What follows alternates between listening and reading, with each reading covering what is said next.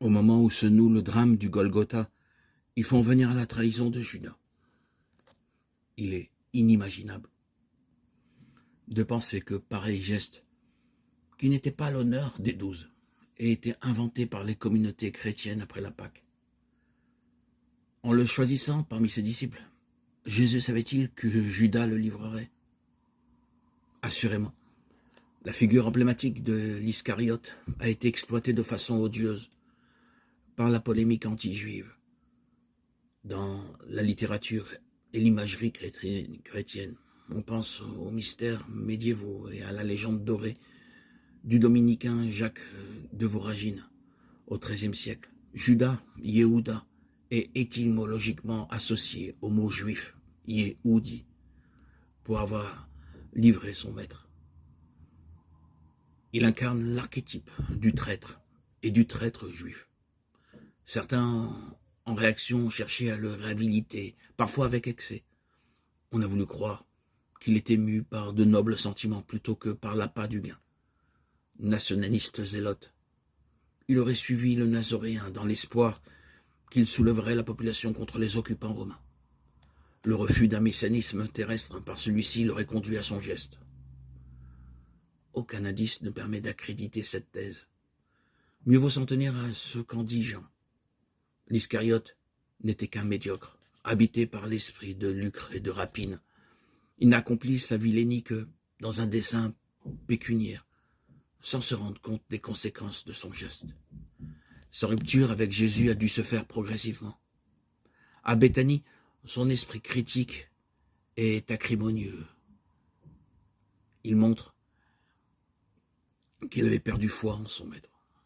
C'est à ce moment-là qu'il descend à Jérusalem rencontrer les grands prêtres ou leurs représentants. On a vu qu'il était peut-être judéen. Dans cette hypothèse, son origine familiale lui a sans doute rendu la ville plus familière qu'aux autres disciples, tous galiléens. Sa démarche emplie d'aise, Anne et Caïphe, arrivant à point nommé, il va permettre d'agir avec la discrétion et la rapidité recherchée. « Que me donnerez-vous si je vous le livre ?» leur demande-t-il.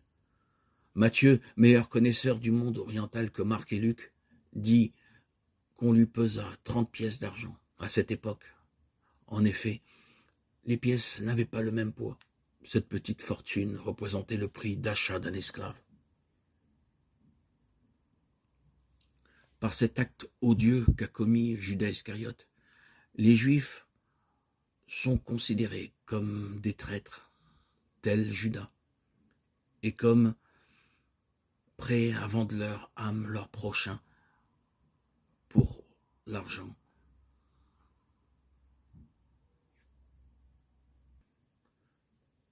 Ce n'est bien sûr pas ce qui est la réalité. Moi, en tant que juif, converti au christianisme par cette rencontre que j'ai faite le 26 septembre 2019, en étant baptisé par un frère de Haïti, par immersion au lac de ma ville. Par cette rencontre que j'ai faite à Jésus, j'ai connu la vérité, mais je ne dédaigne pas ce peuple si bon qui aujourd'hui est sali et pas considéré comme il devrait l'être. J'ai fait de nombreuses yeshivas en Israël, à Méacharim, à Brunois, dans la banlieue de Sarcelles, dans la yeshiva d'Aix-les-Bains, et j'ai constaté que les Juifs sont très bons, pour la plupart. Beaucoup d'antisémitisme aujourd'hui rejaillit. Il a toujours été. Les pogroms ont toujours été. Depuis le Moyen-Âge, les Juifs ont été haïs. C'était pas l'étoile de David jaune de la Shoah qu'on leur mettait, mais une roue qui symbolisait leur judaïsme et qu'on mettait sur leurs vêtements. Ça a toujours existé. Les Juifs ont été haïs de tout temps. D'ailleurs, dans les commentaires bibliques, nous voyons que les Juifs ont reçu les tables de la loi au mont Sinaï. Au mont Sinaï, son étymologie hébraïque veut dire Sina, la haine. Depuis qu'ils ont reçu les lois mosaïques, le décalogue, les 10 commandements, les Juifs ont été haïs par tous les peuples. Ils ont été considérés comme des voleurs par le fait qu'ils ont conquis la terre de Canaan, aujourd'hui encore appelée Palestine. Mais cette terre n'appartient pas à ce peuple et à tous les peuples qui y résidaient, mais au peuple juif. C'est écrit clairement dans la Torah, dans les livres bibliques, dans les Écritures, que Dieu a demandé de conquérir la terre de Canaan et d'exterminer tous les peuples qui voulaient résister à Israël. Cette terre, bibliquement, est la terre conquise par Israël et désirée par Dieu pour qu'elle appartienne à Israël. Nous n'allons pas rentrer dans des polémiques. Vous êtes des voleurs, vous êtes des traîtres, ou vous aimez l'argent. Tout cela, c'est des excuses pour pouvoir mieux haïr ce peuple juif qui, pour ma part, ne m'a jamais déçu. J'ai vécu dans ce milieu Loubavitch, Breslev, Chassidim pendant de nombreuses décennies. Mais avec le Christ, ma vie a été transformée. Une vie nouvelle, un esprit nouveau, un cœur nouveau m'a été accordé par ce baptême, par cette immersion dans le lac de ma ville qui a changé, transformé ma vie.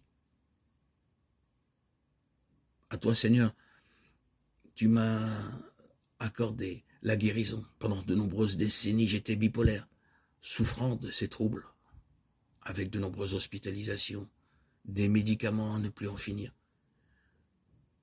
Et Seigneur Dieu, Jésus-Christ, Fils de Dieu, tu es bien vivant dans ma vie. J'en témoigne et tous ceux qui t'ont connu et tous ceux qui te connaissent aujourd'hui et dans toutes les générations, depuis ton départ physique, tout le monde reconnaît que tu es le docteur de l'âme, le docteur de toutes les âmes, et que tu apportes guérison à tous ceux qui reconnaissent en toi la vie, le chemin à suivre pour pouvoir marcher sur tes pas. Tu nous conduis à la vérité. À toi, Seigneur, tout honneur, toute gloire pour les siècles des siècles. Gloire à Dieu au plus haut des cieux et paix sur la terre aux hommes qui l'aiment.